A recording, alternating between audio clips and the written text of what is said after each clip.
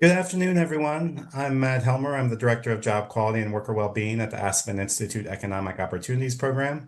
It's my pleasure to welcome you to today's conversation: Big Challenges, Big Impact, Lessons from Collaborating with Large Businesses to Improve Job Quality.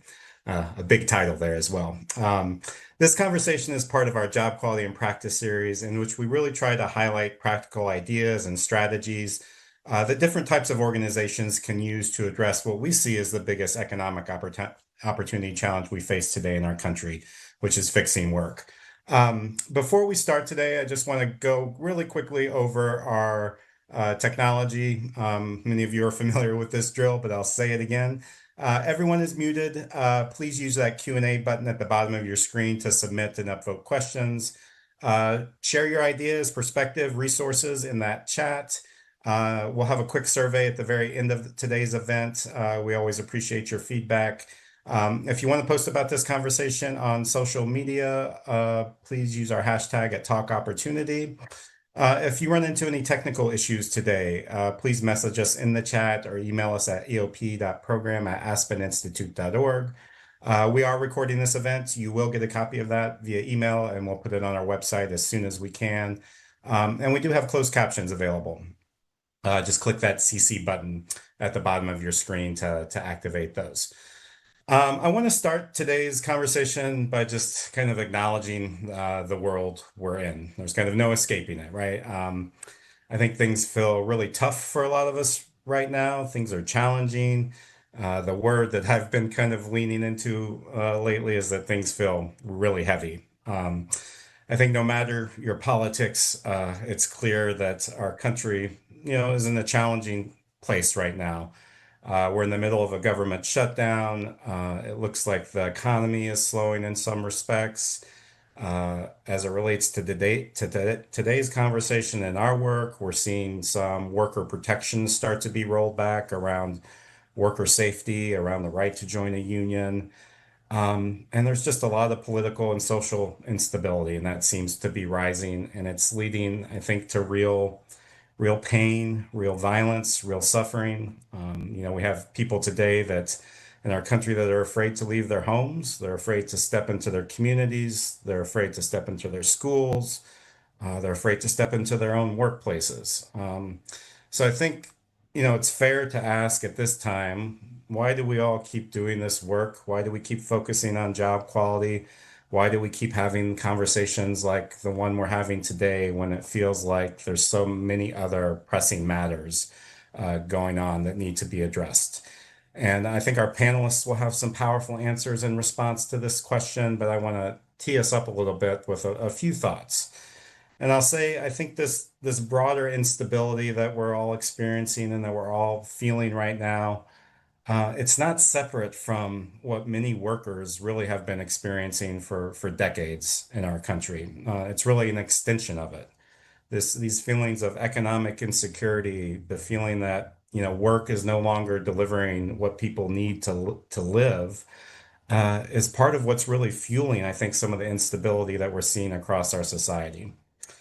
Our country's built on many things, right? It's built on some shared values, family, tradition, community, innovation, entrepreneurship, opportunity, and immigration. Uh, and a lot of it's built fundamentally around how we design work, how we design jobs, the rules that we set for our economy. Um, and at times that's led to a lot of worker exploitation and worker suffering as well. But I think we all know, and we're all here today too, because we know that jobs aren't just about what goes into your wallet. They're not just about the paycheck. Jobs are where we spend a lot of our waking hours, right? They're the foundation we rely on to build stable, meaningful lives. And when work stops delivering on that promise, as it has for too many, I think it really starts to tear at the fabric of our communities and the fabric of our society. It weakens civic engagement. We lose trust in our institutions. We lose faith and trust in one another in many respects. And all of that leaves us very vulnerable, I think, to division and scapegoating. And that's a little bit of where we are. When work doesn't work, a lot of other things can start to unravel. And I'm not saying that's the only reason we're in this situation where we're at with our country, but I think it is a big part of it. So I think pulling ourselves back up as a country and out of the spot that we're in as a country requires us really to fix work. It requires us to really think about and move towards building an economy that works for everyone, where everyone feels like they have a real stake in our country's future. But that's not possible when so many people are being excluded from good jobs and from economic security. I read the most recent stat the other day that said the top 1% in the United States hold more than $50 trillion in wealth. And the bottom 50%, nearly 10 times less than that, over 10 times less than that, at just $4 trillion. So it's hard to ask people to believe in this shared national project of America when so many people are left out of their share. So we're not going to, fix political gridlock on today's call, but we're going to talk about some of the root causes that I think are fueling some of the challenges that we're experiencing as a country. And we're going to talk about ways that we can ensure people have access to stable, dignified work that leads to stable, dignified lives and gives them a stake in the future of their communities and our country. And yes, large companies, large corporations, like we're going to talk about today, have a big role to play. They employ millions of people. They touch nearly every part of our lives. We wake up each day and are surrounded by everything they produce and everything that all aspects of our society that they touch. For work, they set standards across entire sectors, across entire industries, and across entire geographical regions. These large companies can be anchors that support a strong middle class, or they can be ones that trap people in poverty and low wages. And I think too often for many large companies, we've seen the latter. Some people will say, Matt, you're right, but the answer is worker organizing, it's unionization, it's protest, it's campaigns, it's policy and labor law reform, it's shareholder activism. And my answer to that is yes. And this is a big, complex problem, and we need every tool we've got right now to fix it. That includes all those things I've mentioned, but it also includes collaboration. We need solutions within companies. We need to be working alongside companies as well for practical, scalable strategies that are driven from the inside, while there's other actors maybe pressuring from the outside. So it's pretty easy, I think, sometimes to get stuck in this trap of vilifying corporations. And believe me, I know that urge all too well. But I think it's also limiting because I think no matter what company you think is enemy number one when it comes to workers and supporting good jobs, I promise you that within those companies, there are good people on the inside who care deeply about their workforce, who care deeply about good jobs and justice. And I know them. Some of them are my friends and colleagues, and I think they need our support, they need our partnership, they need our allyship. So that's a little bit where we're going to focus today's conversation is on how do we collaborate with large businesses and large corporations. And I'll end with just a few other thoughts, again, around like why we're doing this work right now and why it matters. And I've been talking to my colleague Maureen at the Aspen Institute a bit about this, and she keeps coming back to this idea that ideas matter. Shining a light on a different way of doing things matters, particularly now when a lot of ideas and the idea of sharing ideas feels like it's under attack. These ideas matter. We never know when they're going to take roots and grow. So I'll say lastly, I've been reflecting on something that I've heard from a civil rights leader, Sherilyn Ifill, say a few years ago. She said, sometimes we get to see the harvest, but often we have to be the ones planting the seeds. And this echoes kind of this ancient Greek proverb that says a society grows great when people plant trees whose shade they know they will never sit in. So we may not see the results of this work tomorrow. We may not see it in 4 years. We may not see it in the next 10, but we can keep the ball moving down the field, right? And I'm more optimistic than ever that I think the work that we're doing today, including this wonderful speakers that we're going to hear from in just a few minutes, is really laying the foundation for an economy that is stronger, more just, and more lasting. So let's get to it a little bit. I want to introduce some of my favorite people, some of the organizations I respect most in this work of kind of job quality practice. We have Ellen Frank Miller, who's the founder and CEO of Workforce and Organizational Research Center, WORK for short. We have Scotty Nash, who's the director at Talent Rewire at FSG. And we have Cindy Williams, Executive Director of Work-Life Partnership. Thank you all for being here and being willing to take the time. I want to start with each of you just talking a little bit about your organization and your work, and also offer you an opportunity to talk a little bit about why in these challenging times you think this work and conversation continues to matter. And Ellen, I think I'll start with you. Hi. Well, I'm so delighted to be here. Thank you for having me. And at work, we envision a thriving economy where every worker has a job worth having. And so, as I really appreciated what you just said, Matt, about the idea that sometimes we reap and sometimes we sow, and the idea that we're planting trees we may never sit in the shade of. I've been doing this work for 35 years, and there have been advances. And in some ways, sometimes people come up with a brand new idea. Like, okay, talking about that for 30 years. But I do think that the answer to a lot of the division that we see in this country is work with dignity, work that supports people's economic well-being. And if you have those things, I think we don't need the kind of scapegoating that's going on, because it's nobody's fault, because people have what they need. Thanks, Ellen. Scotty, I'll turn to you next. Thank you, Matt.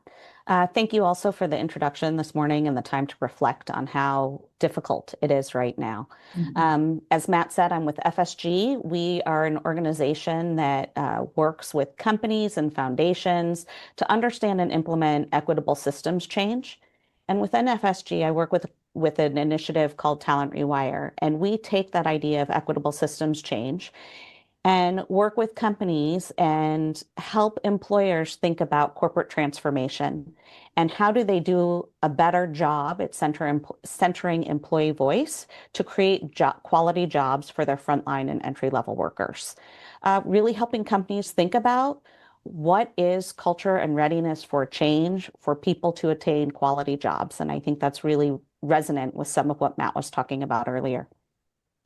I think it matters now more than ever because we're in a time where there's a lot of political and technology upheaval and change in society. And we need to remember that the greatest strength in companies is not the technology, that is a tool, but it's the people who bring the tools to life. And we want employers to think about listening deeply to employees because it's an act of engagement, it's an act of trust, it's grounded in equity, and it's about helping people feel seen and heard and empowered to grow. And ultimately, innovation in corporations of any size is going to come by listening to the humans who are doing the work, and it will help resilience in this complex time. So I'm going to end there. Thanks, Scotty. That was beautiful. Cindy. Thanks, Matt, and thanks everyone who joined us today. I'm excited for this conversation. I echo Scotty's note, Matt. Really, I appreciated your introduction, how you queued us up today. So I'm Cindy Williams. I'm the Executive Director at Work-Life Partnership. We are a nonprofit social enterprise that serves businesses and their employees across the country. The core of what we do is help typically low and moderate income workers overcome any kind of challenge to workplace stability. We do that work because we believe firmly that work should be foundational to achieving any further economic mobility for individuals and their families. At the same time that we work one-on-one with individual employees to clear obstacles to stable work, we also work very, very closely with business leaders to help them understand what is happening inside of their workforce. And we do that very intentionally because really our why is to influence business practice change. It is to create awareness and then prompt action from employers because they really do have an opportunity to change outcomes for their employees. So as I reflected on the question of, why have this conversation right now, I went back to some basic data and it's not new data. So while there are a lot of factors that make it feel very urgent in the moment, there are still 38 million ALICE households in this country. An ALICE household is an asset limited, income constrained, employed household. That's 38 million households that are working really hard every single week and don't have enough money at the end of the month to pay for everything that they have on the table to pay for. And there's a growing need. There's a lot of changing dynamics in our policy and our government funding, and there's a growing need for those households and those families that isn't getting smaller. There's reports every single week about continued pressure on nonprofits to respond to an increased need. So I think there's just this opportunity in this moment for business leaders to really think about what role they can play in improving outcomes for these hardworking families across the country. So that's really why I think this conversation is so vital. Thanks, Cindy. Thanks for that data. And I agree. Business leadership is needed now more than ever on this issue. So we're going to start get into the conversation a little bit more about just the challenges, the unique challenges that it comes with working with large businesses. And I promise all of you who are interested in maybe thinking about small and medium-sized businesses, we're going to circle back around that at the end of today's conversation, but most of today's conversation will be focused on big business. So I think if we ask a lot of people at this event today about the challenges of getting big business to improve jobs for their workers, we'd likely hear a number of different comments about, kind of shareholder capitalism, the short-term focus of corporations, what Zainab Tom would say is a corporate culture that often treats workers and labor as a cost to be minimized rather than an asset to be maximized. A little bit of what you were getting at, Scotty, in terms of companies' greatest resource being the people, and getting more companies to adopt that line of thinking. And of course, this imbalance of power, I think, that we see between workers and labor and companies. And those are undoubtedly factors, so I don't want to dismiss them, and I want to acknowledge them. But we have seen a lot of companies that choose to do differently in spite of those dynamics. And in some ways, those are the things that are more visible to see and blame when there's a lot more going on with large companies that may be hidden or less clear, that are barriers to change. So that's part of what I want to start to unpack with you all in this kind of first round of questions and discussion. So Ellen, I'm going to start with you again. Work's research and work has looked a lot at how you engage large businesses in making changes to improve jobs and to improve the workplace for their workers. So in your experience, what are some of the big challenges you've seen in getting businesses to invest in initiatives and ideas that improve jobs and support workers? And we're a team of organizational researchers and sociologists. So, we really are looking at how businesses are operating, as an organism made up of people. And there's a few things that I want to highlight, which the first one is that when you're talking about large companies, you are talking about stakeholders who are navigating, incredibly complex systems. Those of us who are not part of a large corporation, it's a little bit hard to get visibility into how those complex systems are structured and what the pathways are to decision making and potential barriers. So I think that that sort of first piece of recognizing that it seems so straightforward, my person's excited, and why aren't they adopting? Has a lot to do with the fact that this was a very complicated system that people have to make their way through to get to yes. Secondly, I would talk about incentive alignment, and this is often quite hidden. I think a lot of times we see organizations that are trying to work to make jobs better, and that's the type of research that we do. We see them come with a really strong business case for why companies will benefit from taking whatever step is or using whatever program it is. And the problem is that a strong business case is not enough. I am so sorry to be the deliverer of this bad news, but we need to have strategic alignment with where the business is at. So a business that says, our highest priority for the success is that we get our supply chain, organized so that we're able to, get product into the country when we need it. Talking to them about turnover, even though your offering is incredibly strong at reducing turnover, it's going to be very hard to get heard. That said, if that's the goal of the overall organization, but a division that you're interested in is experiencing high turnover, you may have an opportunity. So the understanding and navigating the complexity is really difficult. And you are often going to be most successful when the stakeholders that are close to the decision makers are feeling a lot of pain. So not to exploit people in their difficulties, but when you see somebody who is in a lot of pain and they have a responsibility to deal with a big problem, that's a good opportunity, because then they will have more chances of successfully navigating a complex system because they're being held accountable. And the third piece of it I just want to end with is that timing matters, and it stinks, right? Because we're ready to go now. But if an organization is not ready to take a step, it's going to be, an uphill battle. If the stakeholder or the person who you are trying to, engage and to become a champion is retiring in a year, you may not know this, right? But they're just not moving and they're kind of delaying and you don't understand why. If they're retiring in a year, are they going to take on something that's going to have a 2 to 3 year success horizon? Probably not. And it's not because what you're doing isn't valuable or important to the company. It's because individual incentive alignment plays out too. So I will stop there. Thanks, Ellen. Cindy, you've been collaborating with a lot of very large companies recently at WorkLife, providing services and supports to their workers. What have you been learning kind of around what's challenging around engaging them in those services and then getting them to this place of practice change of how they kind of design work and support their workers? Thanks, Matt. And I think kind of builds on Ellen's answer to a large extent. So there's three things that we've observed in our efforts to work with large enterprise-sized business. In two situations, WorkLife was launched inside of the workforce innovation teams of those businesses. And by and large had really strong success working in pilot, reaching lots of workers, having high utilization, delivering high impact, meeting the demand of large workforces, diverse and spread out workforces. But at the point that the programming was looking to maybe go full scale and spread across the entire organization and shift from workforce innovation to HR, it stalled.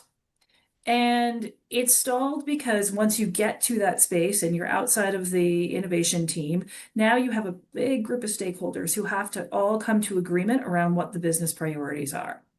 And unfortunately, getting that consensus is quite difficult. And usually the consensus is going to come around, as Ellen eloquently said, the workplace priorities. What is it that is really a key initiative for that business right now? And if you don't fit into that, no matter how strong your case is, no matter how much impact you've delivered, then it may not go where you want it to go. And so I think we saw that happen in two instances, which really, I think, informed our thinking about how we do approach businesses. But the next piece I'd say is that there's, unfortunately, in very large businesses, often a lack of understanding of what employees are really dealing with. And so there's this big remove that I think prohibits the business from really making those workforce innovations a priority. And honestly, even though your managers, your frontline managers, your on-the-ground HR team may have a good sight line into what's happening with the workers in different locations, your senior level HR leaders they're generally more focused on compliance and driving forward the C-suite's initiatives than they are necessarily on workforce and workforce innovation. And so you have to kind of factor that in, that there's just this disconnect and dissonance between what's really happening with workers and the folks who are really driving the priorities for the business. And I think there's also this piece that comes into play, which is capacity. We met with a number of CHROs as part of a project that we've worked on over the last several years. And the thing we actually heard resoundingly was that when considering a new initiative, it's not necessarily money, but time that drives the decision making. And so I think when those business leaders are deciding where they're going to put their time, they end up putting the time into those business priorities. And the last thing I would say is that cost matters still. In another pilot that we ran with a large franchise organization several years ago, they had a pool of money to start launching our services. Everything was going great, high impact, high usage, all those good things, those usual measures for success for work-life partnership. When that pot of money ran out, they couldn't prioritize funding it. And so the services were not able to kind of continue forward. And so I think money does matter, even though we aim to keep our costs very competitive for an enterprise business, less than $1 per person per month. It is still an expense. And so it has to be considered as a factor when you're asking businesses to make a decision about even the most amazing offering that you can put forward. Thanks, Cindy. Mm-hmm.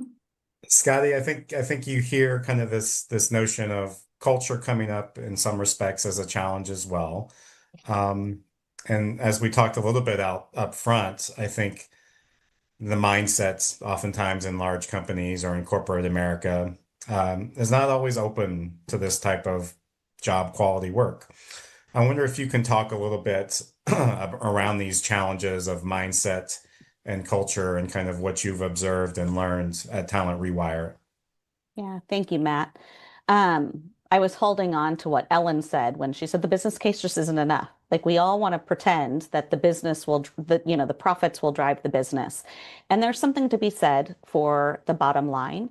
However, we're still all human. And you asked about culture. And I believe, and at Talent Rewire, we talk about how mindset and mental models is really that deepest part of culture. And it's not just what people say, it's what they value, it's what they truly believe. It's a lens in which people can see the world. It's the silent rules that we all follow and the stories we tell ourselves about what's possible and what's not possible. And that happens at every level of an organization.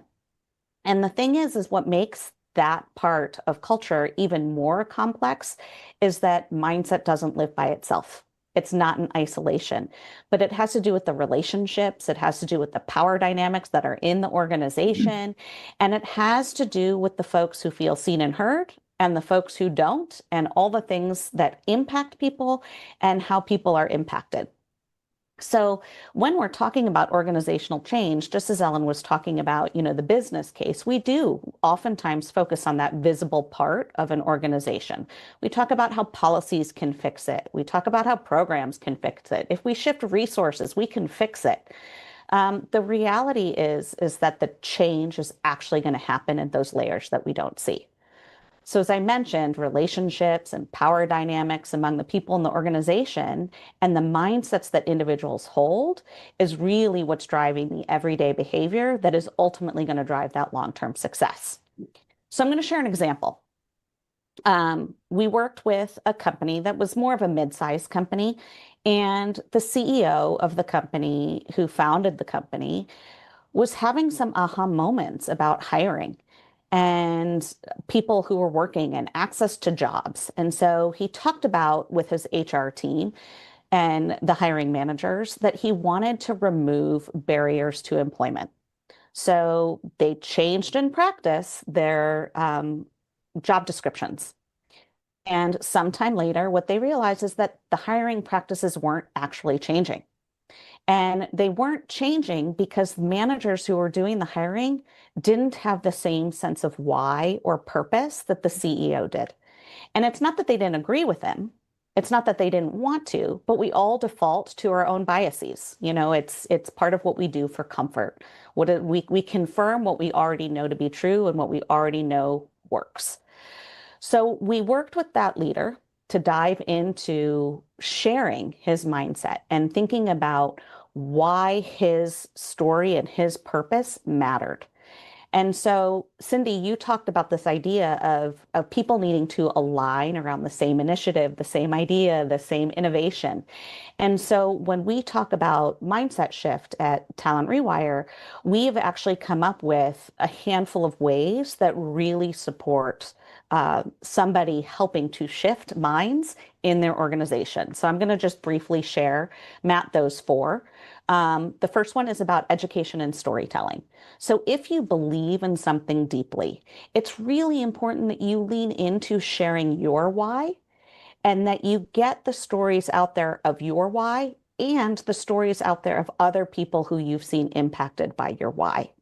So if you want to change your hiring practices, tell them why, not just what or how, but tell them why that matters, and then share examples from people who you know were impacted by that change. We talk about proximity. Get close. If you are a large organization, you're really many layers away from people who are in entry level and frontline roles. And so don't keep them at arm's length, but build relationship and conversation with people who are going to be impacted by the change in the culture that you want to make in your organization.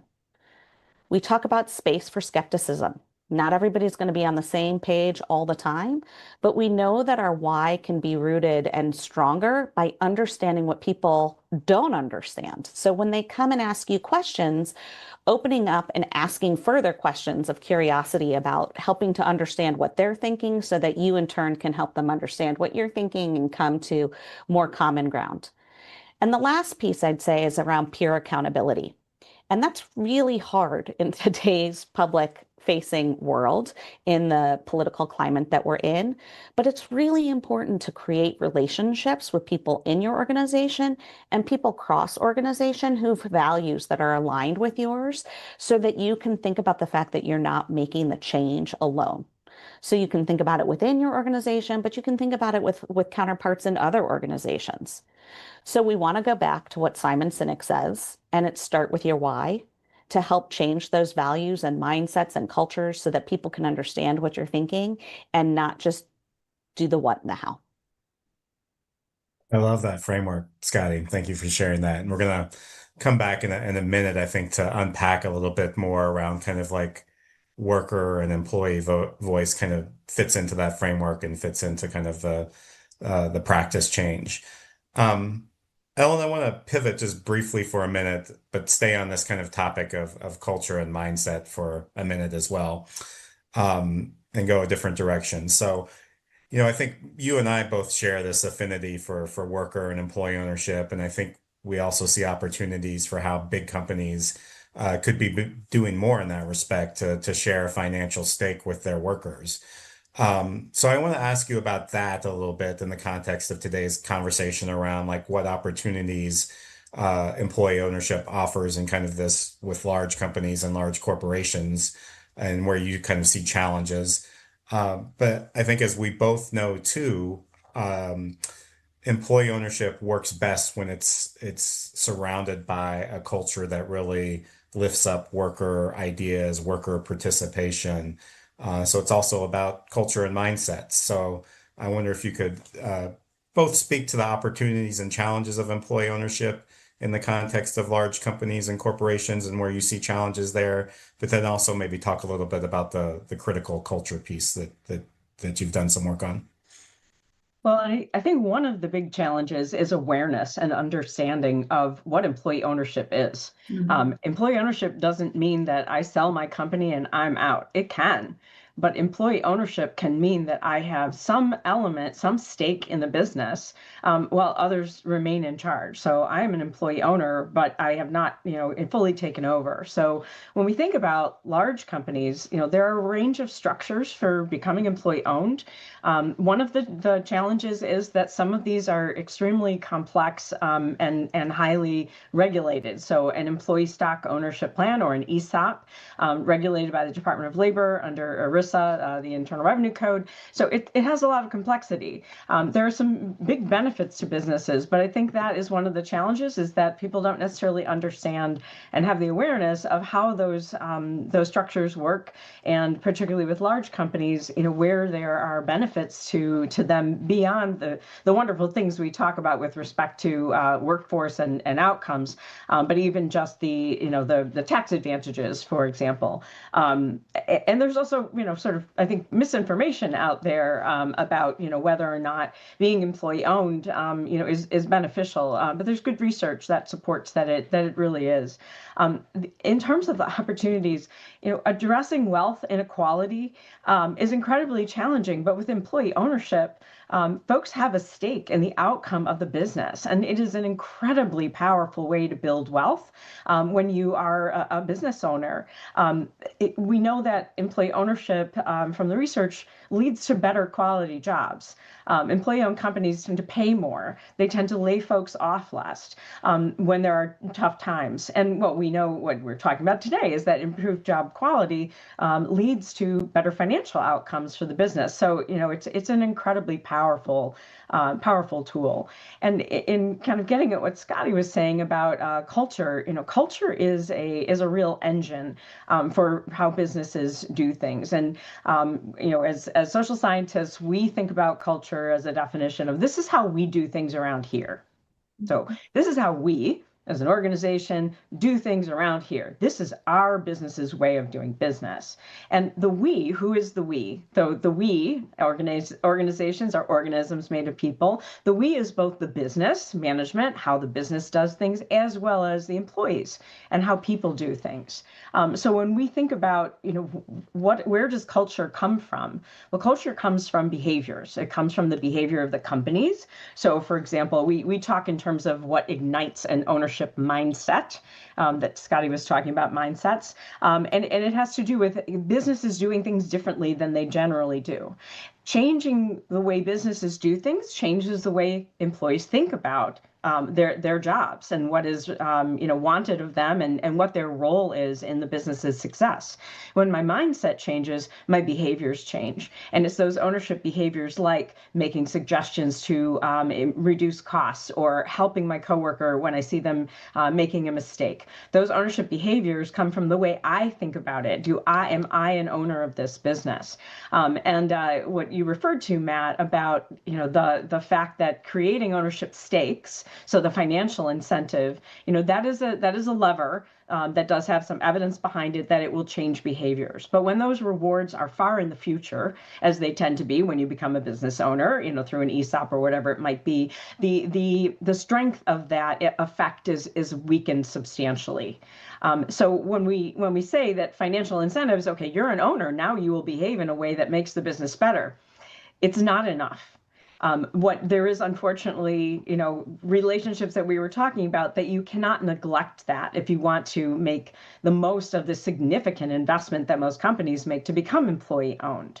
And what that requires the business to do things differently so that employees will think differently with different mindsets and behave differently. And I feel like I'm giving a lot of bad news today, but there is no magical ownership culture fairy that is going to wave her magic wand and transform your culture.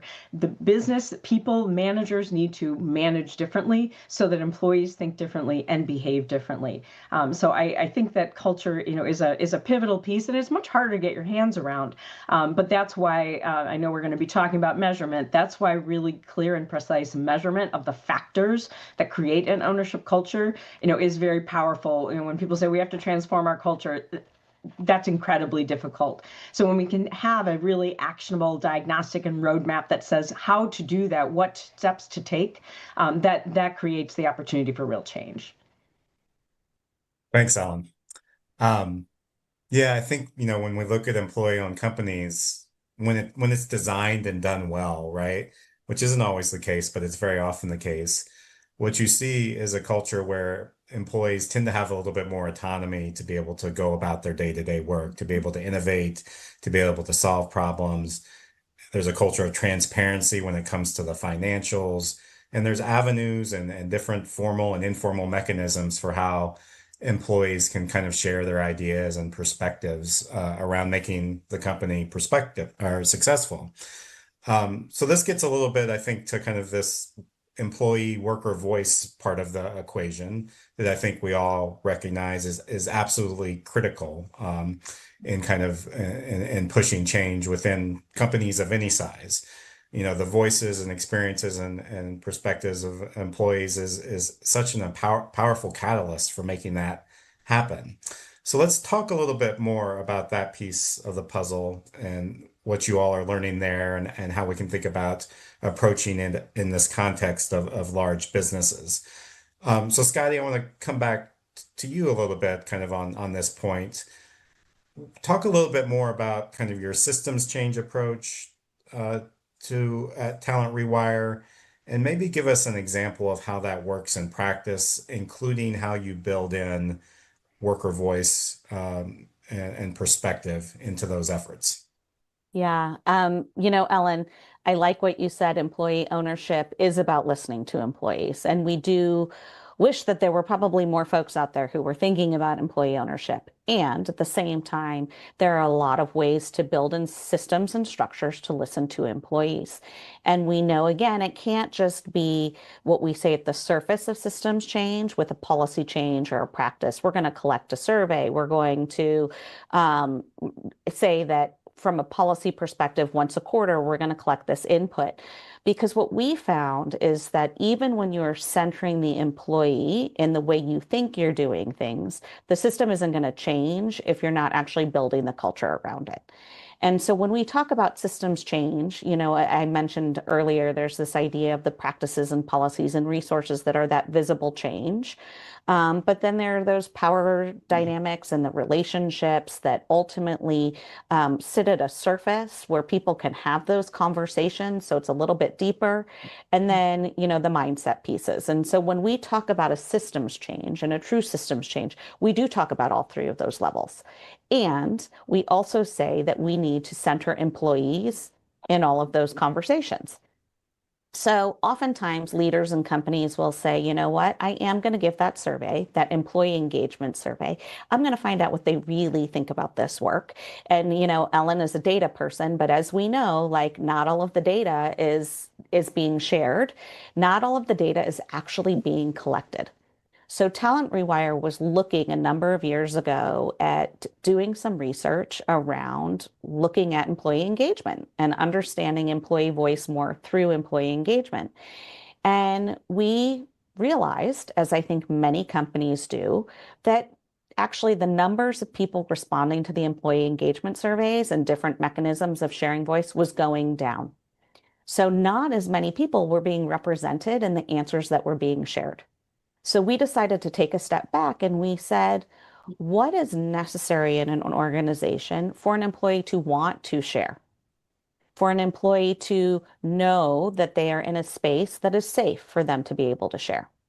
And through our research, we really found that there were 5 enabling conditions for people to be able to feel confident and comfortable and able to share how they felt about the workplace, how they felt about the practices and policies that were being implemented, that they could look at that power dynamic and relationship aspect of the work and say, I can talk to these people and that my voice will be heard and that I do have power in the organization. So we talk about shifting the narrative. And so with that first enabling condition, the idea is to remember that the people who are doing the work are the people who have the answer to the work. They're the people who are experts in understanding, delivering, and implementing what needs to happen. They're the contributors to success. We've heard a lot lately about our second enabling condition, which is psychological safety. The reality is we wouldn't still be talking about it so much if it was happening everywhere that we were and in all the companies that we were working in. It's really important to do team checks and vertical checks and horizontal checks that people feel comfortable sharing ideas, raising concerns, taking risks, knowing that they're not going to be punished, that they're not going to be dismissed, but that they have the opportunity to raise questions. Psychological safety doesn't mean agreeing with everything that your boss says. We talk about authentic and executive and management buy-in, and that the idea is that everybody at every level of an organization needs to believe that these things are true, that the employee needs to be centered. So a CEO may say it and a frontline employee might say it, but if everybody in between that hierarchical structure doesn't believe that employee voice is center to the culture and to change, then it's not going to happen. We talk about listening for understanding. I think that there was some conversation earlier about this idea that, I mentioned the idea of curious questions. Go into a conversation and ask with true curiosity, listen, hear, and don't go into the conversation with all the answers, but try to understand what is truly being said. Try to understand how people are really experiencing the work. And the last piece is this idea about following through on commitments, that if you implement a survey, if you have a focus group, if you have some interviews and you learn some information, it's really essential that you report back what you hear. And if you can't support what's being asked of you, letting people know why. When you get the information and you don't report back, we actually know that culture erodes. So if you're going to survey, if you're going to focus group, if you're going to have one-on-one conversations, make sure you follow up with the company and let people know across the organization what you've learned and what's going to happen. The last thing I'll say is that these aspects are not checkboxes. They are slow change, they are culture change, and it takes time and it takes revisiting. It's not going to be a one and done. So I encourage you to think about the one small next step you can take and revisiting frequently. Thanks, Scotty. There's so much great wisdom in there in terms of thinking about capturing worker voice and responding to it. Cindy, I want to turn to you a little bit now to get your thoughts on this matter. What has been your approach at WorkLife to kind of gathering and communicating data and stories that leadership and management at companies need to have to recognize that there's a problem as well as an opportunity for change? Yeah, so one of Work-Life Partnership's core values is data storytelling. And that's very intentional because, as I said at the top, our real why is to encourage businesses to do things differently, to change the practices that they put in place for their employees. But in order to do that, they need to be close to their employees. They can't be just making decisions in a vacuum. Unfortunately, a lot of businesses are relying on survey data that's not actionable, or they may not know what to do with. Maybe it's actionable, but they're not sure where to go with it.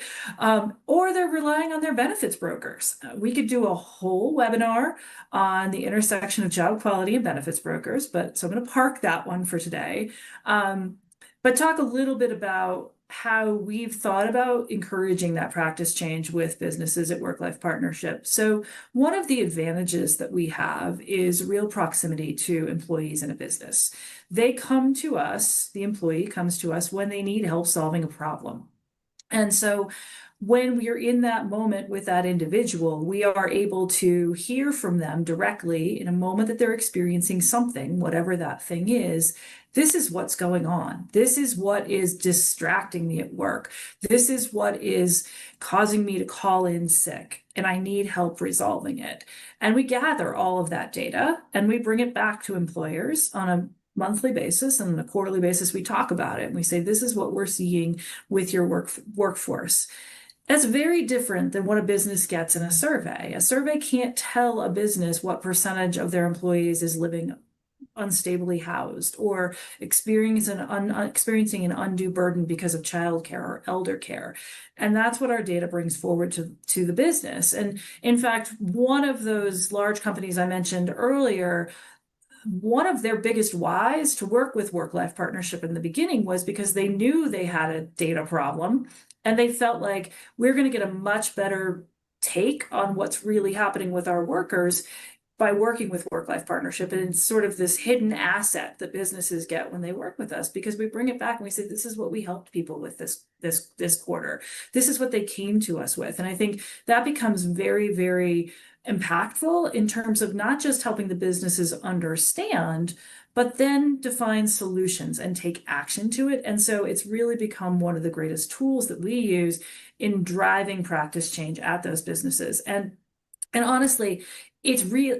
I'm sometimes surprised at how quickly businesses react when they see what's really happening. They say, oh my goodness, I didn't realize I have a huge transportation problem because this facility is, kind of in a rural area. And so we've got to figure out how we're going to keep our folks from quitting because they don't have transportation. And so employers really do, when they know what's really happening and they can get close to it, whether because they are proximate themselves using what Scotty just outlined, which is an incredibly powerful framework, or because they're using some other outside sources of data. I think that's the marriage of really trying to get businesses to make the kinds of job quality actions we want them to make priorities, not just the supply chain piece, but the actual workforce innovation that we want to see that's going to create better outcomes for employees.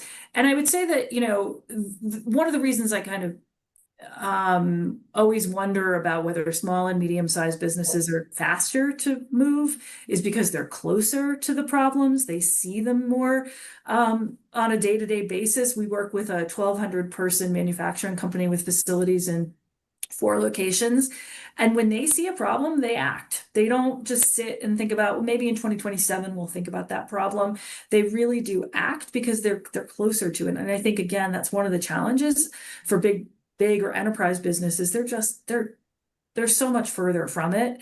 And the folks who see it are so much further from the decision makers that it's really challenging to start to solve those problems for workers.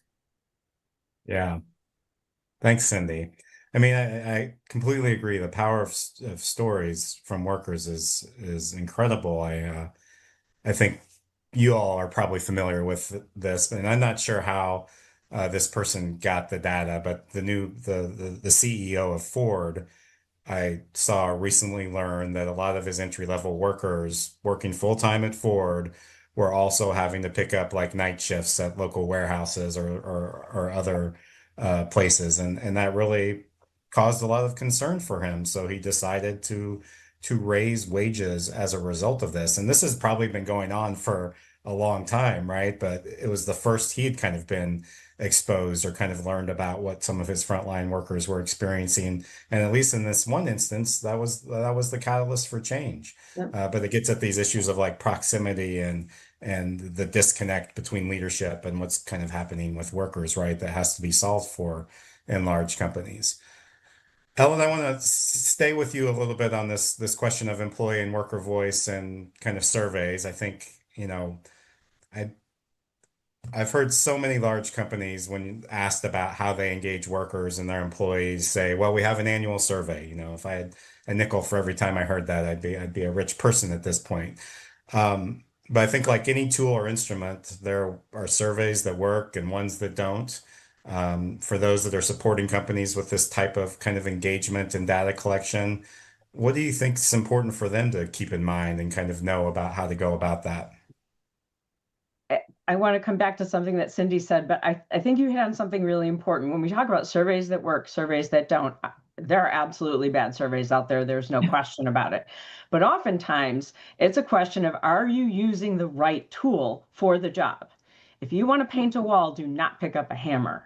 Right. And so with a survey, if you want to, understand somebody's, healthy eating habits, don't ask them about their interest in weightlifting. So a key piece is, are you asking the right questions in order to get the right data that will allow you to take the right action? And Cindy is absolutely right. As we are mixed methods researchers at work, and that means that we use numbers and we use words. So we use surveys and we use all the kinds of qualitative methods like interviews and focus groups, et cetera, because surveys can tell us how many, how much. They can tell us a magnitude, but they can't tell us why.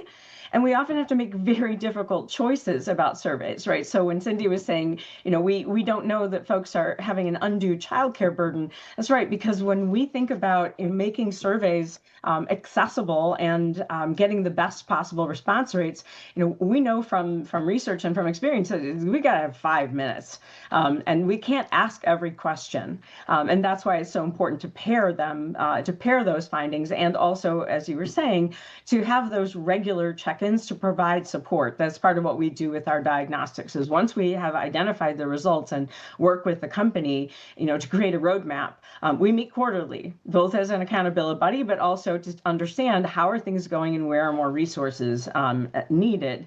And when we talk about surveys being actionable, there are a couple ways to look at this. The first one is, are we asking questions that point to direct things that we can do? So, for example, we on our Worthwhile Jobs Index, we ask the question, my company wants to get worker views on important things. So that's an actionable question. If your folks are saying, nope, they don't want to get our views, well, the action is very clear. You need to get their views, and you need to make it clear that you are actually getting views. So making that communication that Scotty was talking about, not just that we gathered the data, but we come back with those results, and we come back. Now, an A+ is, we see these results. We want your feedback on how we can address that. A B plus is we see these results and here are the things we're going to do to try to improve. And these are things we can't do. So again, the worker voice on the solution is just as important as the worker voice on the diagnostic. When we talk about, are there good surveys and bad surveys? I would say many surveys are mixed. So a very large organization has a very well-known engagement survey.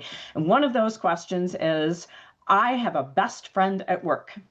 Now, I can tell you why they're asking this question, because we know from decades of research that what we call perceived coworker support is a strong predictor of lower turnover, higher engagement, all of the things we care about.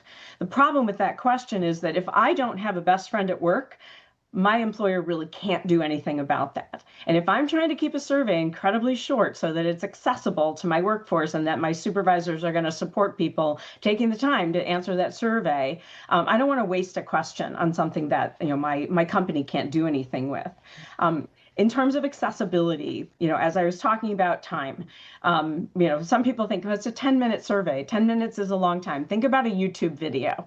You see a YouTube video that's 10 minutes long, you're going to put it off till later. And that's often why we get low response rates. We need to be mindful of the accessibility in terms of how folks can actually respond to a survey. So we worked with a large company that had multiple warehouse locations. And in talking to managers at each of them, we tried to understand, so how do you distribute these surveys to get your folks to respond? And they said, we send emails to everybody. Now, this is a warehouse, right? Folks are up on cranes this high. They are on lines, breaking down boxes of pencils and putting them into separate boxes. They're not on email, and even worse, they don't even have emails. And when we ask that question, like, so how do you address it when your folks, the people who aren't at computers all day or may not even have email addresses? And there's this pause. And this goes to, I think, what you all were saying, so what Cindy and Scotty were saying about what is our, where do we sit? How do we understand the world? Did not occur. That folks weren't on email, that they didn't have an email address. And that allowed them to say, what do we need to do to make this accessible? Language is another important one, right? When we have bilingual workforces, it's really important to do that. And the other thing I will say about, the right tool for the right job, the right questions matter, not just in terms of what we ask, but how we're asking and what our goal is. So, for example, on our Worthwhile Jobs survey, where we're trying to understand what we call perceived supervisor support, which is strongly correlated with turnover and engagement and burnout, we ask the question, I can count on my supervisor to help me when I have a problem.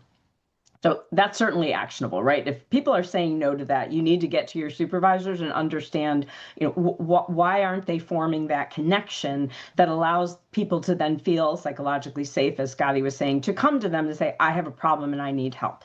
Okay, so that is the right question. That is fit for purpose when that's our goal, is to understand and improve perceived supervisor support.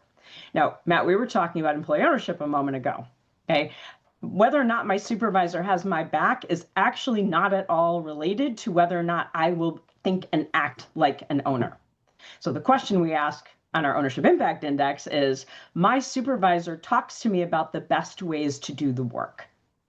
So this again is, do I want a hammer or do I want a paintbrush? It depends on what I'm trying to do.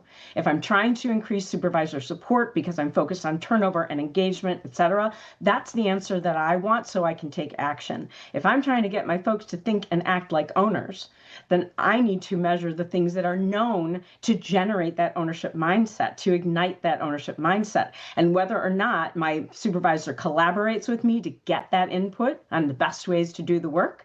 And of course, if I'm talking about the best ways to do the work, it suggests I have autonomy. That's the right way to use those data. And then, of course, when you get a survey response and people are saying, no, I can't count on my supervisor to help me. The first thing you can do is try to understand, well, why, what's going on? Where is that happening? But if you want to understand what people need in order to feel that they could ask their supervisor for help when they have a problem, that's where we bring in the qualitative methods to talk to people and get their views. Thanks, Alan. So we're rounding the corner here a little bit. And so if you have some questions, please get those in the question box as soon as possible. Cindy, I want to come back to you for a second. I think for many people, working with a large company or even a corporation, it's like, where do I even begin? How do I get my foot in the door? Where do I start the conversation? How do I get in a place where I can even start the conversation?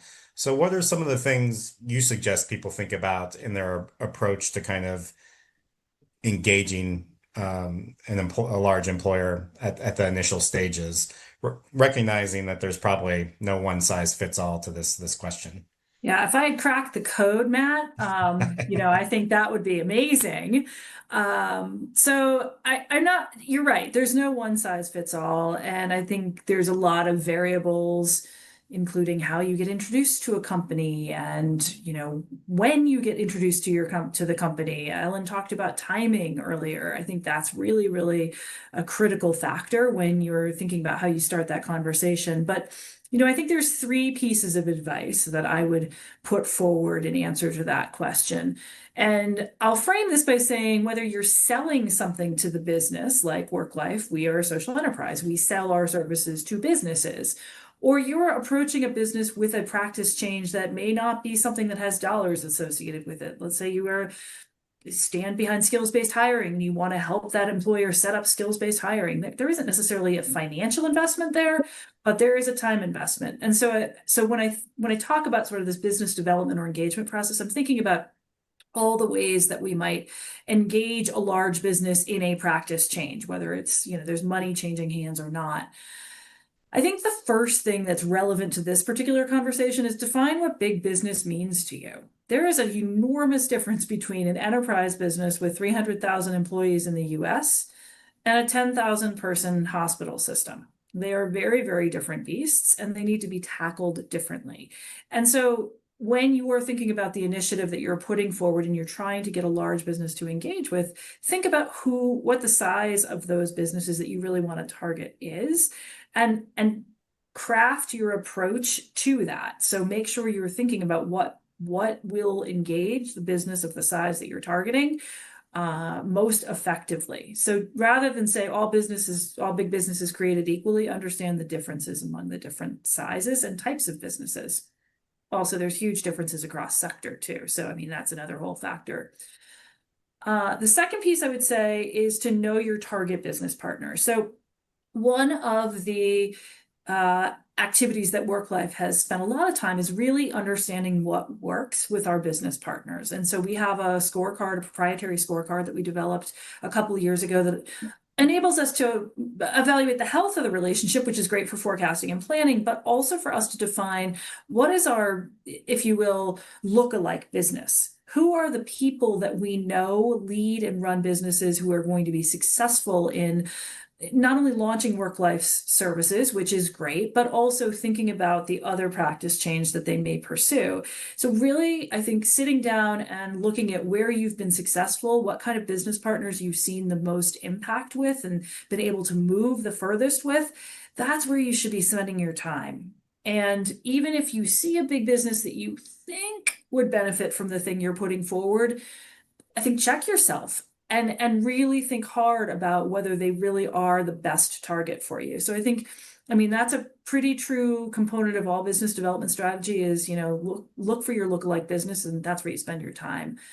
And the last piece, which I think is the trickier piece, but is really, really important, is do your research. I think we've talked a lot about making sure that there is a business alignment with the business case and alignment with the organization's priorities in this conversation. And if you can go into that initial conversation understanding that, then you're going in with a huge advantage. You know exactly where your talking points should be landing. If you don't know going into the conversation, make that your first set of questions, because honestly, you're going to waste a lot less time if you actually get that information from that business early on in the conversation. Understand if this is a priority for 2026 or 2030, because if it's 2030, guess what? You don't need to spend time on it. And I think do really good listening when you're in the call.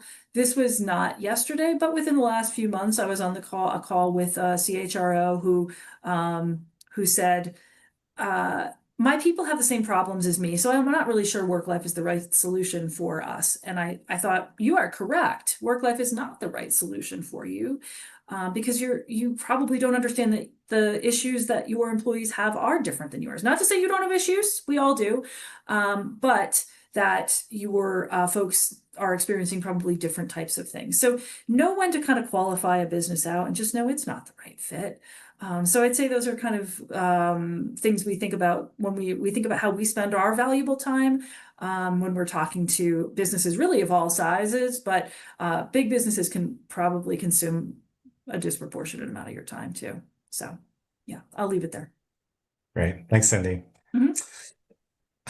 Scotty, we've talked a lot about big businesses today, and I think it begs the question of like, what's the difference between an approach when you're working with a small or medium-sized business? And we talked a little bit about proximity, kind of being one of those different contextual differences between companies of different size. So talk a little bit about what you see as the difference in terms of working with large companies versus small in business, and what advice or suggestions you would have for people that are maybe aiming for engagement with small or medium-sized businesses. Yeah, I was going to use exactly the same phrasing, Matt. Leverage your proximity. Cindy talked about it. It's super important.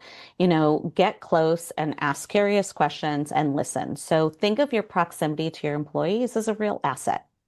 And then I think we also have heard this idea of bring employees into the process. So don't just ask them, don't just like sit there and observe, but actually ask for their input and their ideas. Don't make assumptions about what employees need based on what they told you. We worked with a company not too long ago, a smaller company, and what they ended up doing, because we have this pilot model, and in the first part of the pilot, it's about creating a way to listen to your employees. And the second part is to say, once you hear what your employees are asking for, go ahead and pilot what that ask is. Well, this company found that employee focus group was so worthwhile that is actually the pilot that they implemented. And it wasn't just about big things like benefits. It was about small things. So what they learned from working with and holding their frontline conversation was that they had replaced these screwdrivers, and because they were expensive, and they bought a cheaper model. Well, the employee said the cheaper model is actually costing you more money because we have to replace them all the time. So again, they turned to the experts, they built that proximity, and they rectified the situation. So the employees were heard in something as simple as buying the right tool, but also in building an experience of trust, so that when something bigger came up, they were able to have a conversation about that as well. Embrace nimbleness. So small companies have the opportunity to shift a little bit, right? It's like the Titanic versus a smaller boat. You're going to move a little bit faster. So embrace the nimbleness that your team may have, the flexibility and strength that you have in being small, and that a lot of people hold multiple roles. So how does one role and responsibility connect to another? I think is something that can be really thought-provoking. Think broadly about skills. As you're looking, if you're having a problem with retention because there's not enough advancement, or you're having trouble attracting people, think about how you're looking for employees to come to the table. Don't rely on old methods, but really think about what are the skills that are essential for an employee to be successful in that role. Accept help. You're not alone. So the three of us here are here to help you. Matt's got tons of ideas as well. Companies don't need to work alone. Ask for help, reach out across your network. And the final thing I would say is start small. If you're a big company or you're a small company, your small step as a smaller, medium-sized business is going to actually get you moving in progress, and that you don't have to be perfect. So really think about what is that immediate next step you can see. And in a smaller or medium-sized business, you're going to be able to see that impact pretty quickly and know if you need to shift again. And that goes back to that nimbleness piece. So those are some things I would recommend. Got it. I want to stay on this question of impact and progress in kind of two different ways as we start to round this out a little bit more. Ellen and Cindy, you've mentioned you have your own scorecard, but Ellen, I know you've done a lot of work on like job quality outcomes maps, and how that can be a way to kind of measure progress and impact. So I'd like you to speak a little bit to that. And then Cindy, I want to pivot to you next after that, because we got a question from the audience around how do you think about assessing the health of your relationship with a company? Mhm. So Ellen, maybe you can go first on the job quality outcomes maps, and then Cindy, I'll pivot to you a little bit on the health of the relationship. This is one of the most fun things that I have ever done in my academic career, and it's all because of the National Fund for Workforce Solutions, which involved us in a project that was funded by the Gates Foundation to really understand small to mid-sized businesses and job quality and how those kinds of companies can make jobs better. And my team did a very extensive review of the academic evidence base and really looked at the research to understand those human capital KPIs that we care about that cost us money or make us money, like turnover, intentions, engagement, burnout, et cetera. What do we know with high confidence is strongly correlated with those in terms of job characteristics. So we looked at all of the research that used those human capital KPIs as an outcome.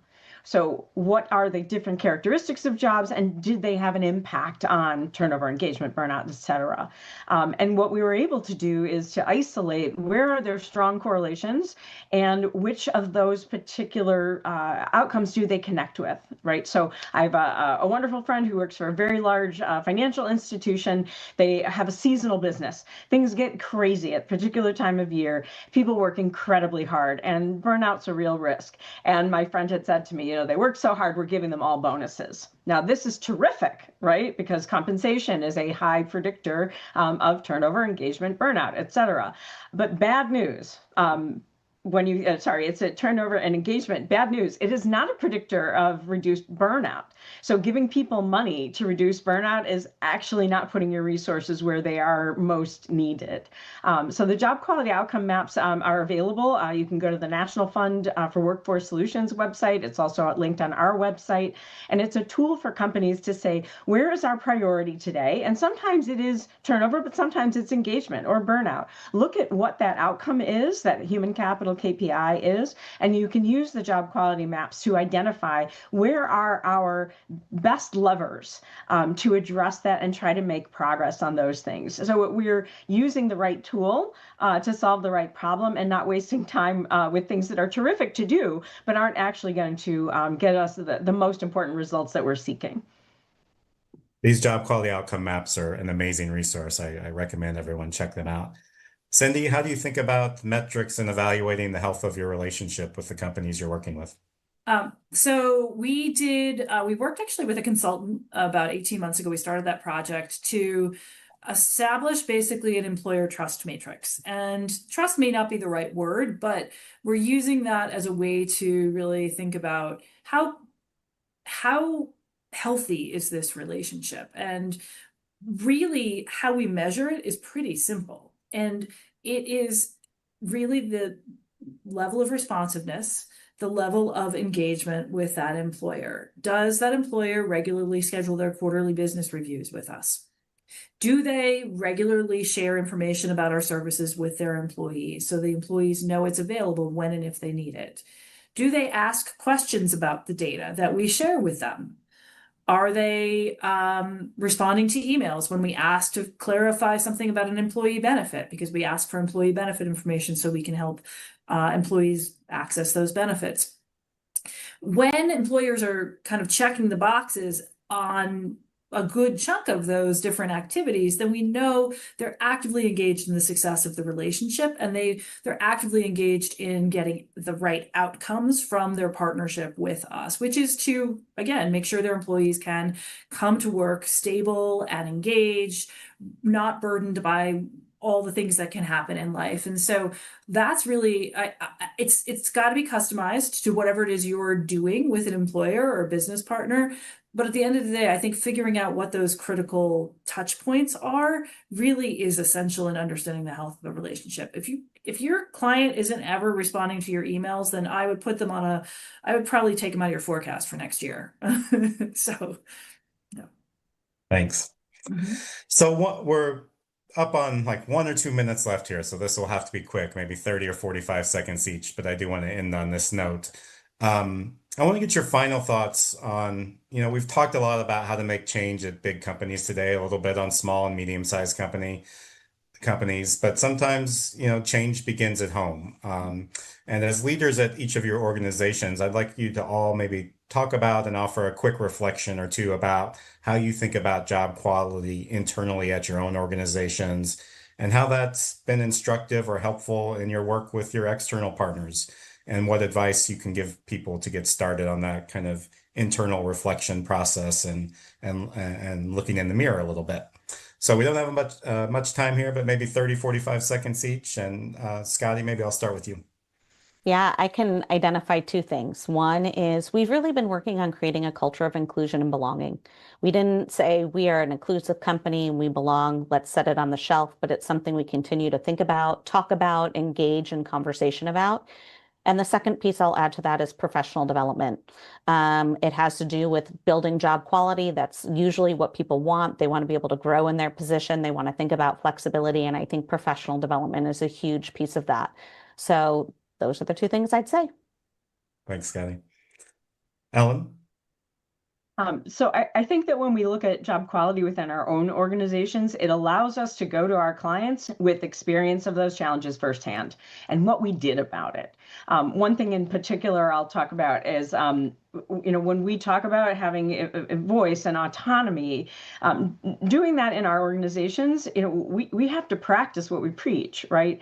One of the things that we do is we spend a lot of energy on coaching, particularly with early stage managers. What I have seen 100 times in my career is that when folks are new managers, there are two things going on, right? So on the first piece is they're accountable for outcomes in a way they probably weren't before, and also they now feel responsible for people, right? So when a problem comes up, I'm accountable for the solution of the problem, and I have to have the answers. So they often will come with a solution instead of going to, as we were all talking about, the folks on the ground who know the answer. So we think about how do we encourage people to not feel like they have to have all the solutions, but that they have to have the right questions to get the team engaged in those answers. So again, I think the coaching piece is part of what creates really high quality jobs, and really engaging with these challenges is what allows us to have additional credibility with our companies that we work with to say, it's a different scale, but I've been in your shoes. Here's some of the things that we tried. Thanks, Ellen. Wise words. Cindy, I'll end with you. Yeah. As a small nonprofit, we are perennially challenged to have competitive benefits, but it's something we prioritize. However, the one word that really came to mind when you asked the question, Matt, is recognition. And I think it's really, really important that your employees feel like the work that they're doing on behalf of your organization, your mission, your customers, your clients, however you quantify that, it matters. And so we've worked really, really hard to improve the level of recognition that we provide to our employees, so they know that what they do every single day makes a huge difference in our success. Thanks, Cindy. That's a great note. And thank you, Cindy. Thank you, Ellen. Thank you, Scotty. I feel like we could spend another hour here. I just appreciate your all's work and expertise and perspective and thoughts on this work so much. You've all been just incredible leaders in this space, and I think a lot of people draw on your expertise and wisdom to help guide them. So I appreciate you taking the time. Thank you to our audience for being here. Thank you, as always, to my colleagues, Tony, Nora, and Francis, for their support and work on this event, as well as our colleagues at Architects. Our next event's going to be in November. It's on November 19th, and we're going to explore another heavy topic, which is the resurgence of child labor in our country and what we should do about that. So I hope you'll be able to join us. Thank you again. Make sure to take the survey that's going to pop up in your window here shortly. And have a good rest of your week and weekend. Take care. Thank you. Thank you.